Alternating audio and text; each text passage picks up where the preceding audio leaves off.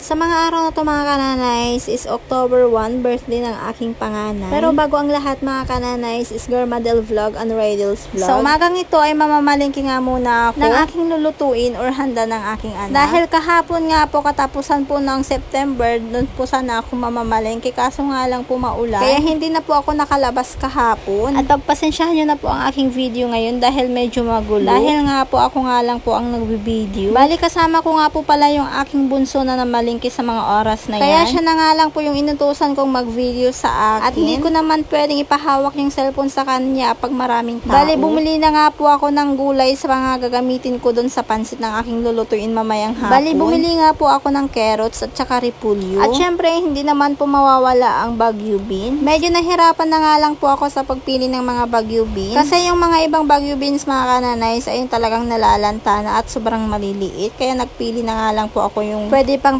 kinabangan. At hindi rin mawawala itong bell pepper na ilalagay natin sa pansit. At syempre itong celery. Nakabili na nga ako ng gulay mga kananays kaya agad naman akong bumili ng pansit canton para naman po may sahog konti yung ating pansit bihon. Pagkatapos ko nga pong bumili ng pansit canton mga kananays, dito naman po ako bibili ng manok dahil nga po maglilitsyon po ako ng manok. Bumili na rin po ako ng atay ng manok, pansahog din po yan sa pansit. Nung nakauwi na nga ako dito sa bahay ay agad ko naman pong inasikaso itong manok para mababad ko na. Dahil tulad nga ng sabi ko sa inyo mga kananays, 2 perasong manok ay gagawin ko nga po itong lechon. Medyo may pagkamahal na po talaga ang mga bilihin ngayon. Yung isang kilong manok ay nagkakahalagang 230 pesos only. At depende na rin po kung nasusobrahan po yung isang buo sa isang kilo. Bale, yung bayad po ng 2 manok na nabili ko mga kananays is 540. Diba ang mahal na? Charis. Nag-slice na nga rin po ako ng aking gagamitin para maibabad ko na ang manok. Para saktong mamayang hapon ay lilitsyon ko na nga ito. Bali, nag-slice lang naman po ako dyan ng bawang, kalamansi. At hindi naman po mawawala sa akin ang tanglad. Bali, hinugasan ko na nga rin po itong tanglad na mabuti mga kananays. Tsaka ko nga po ito in-slice din. At hindi mawawala sa akin yung oyster sauce mga kananays sa tuwing nagbababad or nagmamarinade po ako ng manok ng aking lilitsunin. Ang una ko na nga ilalagay ang yung in-slice ko kanina na bawang. At isusunod ko naman po itong kalamansi juice. Nasa sa inyo na mga kananays kung ano po yung gusto nyo, kalamansi or suka. At ilalagay ko na nga rin po itong 2 pack na oyster sauce. Kaso nga lang po, nakulangan ako sa 2 pack na oyster sauce kaya naglagay naman po ulit ako ng 2 pack. So bali 4 na pack po ang nilagay kong oyster sauce. Imamassage ko nga lang po itong manok mga kananays para mahalo ko po yung mga ingredients ng aking inilagay. Sa tuwing may handaan po talaga dito sa bahay mga kananays or birthday, mansari namin ng aking asawa or anniversary namin, ay talagang nagluluto po talaga ako. Pero about sa mansari or anniversary namin mag-asawa mga kananays, tsaka lang naman po ako magluluto kung hindi ako tinamad.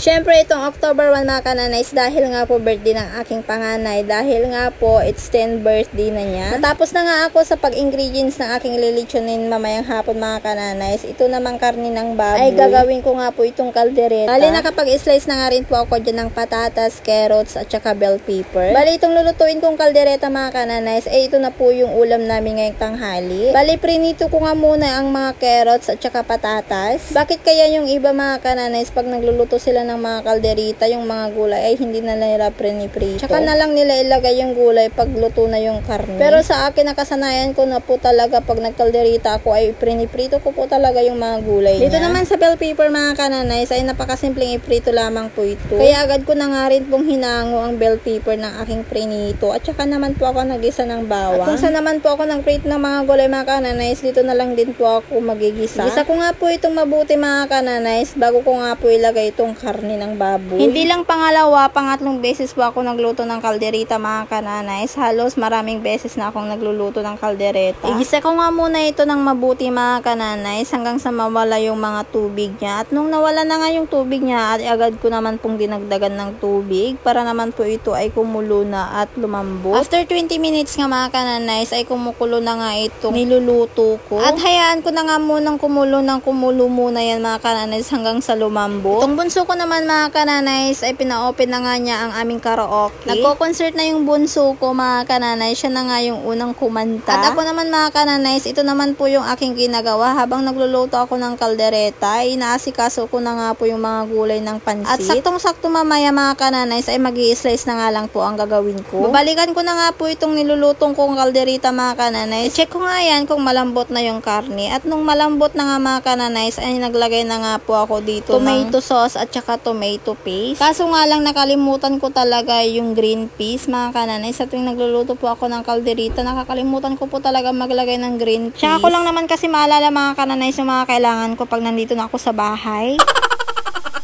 Bali, naglagay na nga rin po ako dyan ng kaunting asin. Bali, maglalagay na nga din po ako dyan ng rino dahil nga po isa rin po itong pampalapot. At kung wala naman po kayong rino or liver spread mga kananays, pwede naman po kayong gumamit ng cornstarch. Bali, halu-haluin ko nga lang po ng ganito mga kananays para naman po mahalo ko mabuti yung liver spread ng aking inilagay. At ilalagay ko na nga rin po itong gulay ng aking prinito kanina. At hahayaan ko na nga lang po yan kumulo mga kananays, mga 10 minutes. Hanggang sa maluto pa nga po lalo yung mga gulay na aking iprinito kanina. Bali nga po kanina mga kananays, isang pack nga po ng tomato sauce yung aking inilagay kanina. Dahil nga po kulang ay nagdagdag na nga ulit ako ng isang Depende pack. Naman po sa inyo sa pagluluto mga kananays kung gaano karami yung ilalagay nyong tomato sauce or tomato paste. Dahil luto na nga ito mga kananays ay maaga nga po kaming magla-lunch. So hanggang dito na nga muna yung aking video mga kananays. Abangan na lamang po yung part 2 ng aking vlog sa kaganapan ng birthday ng aking anak. Thank you for watching mga kananays.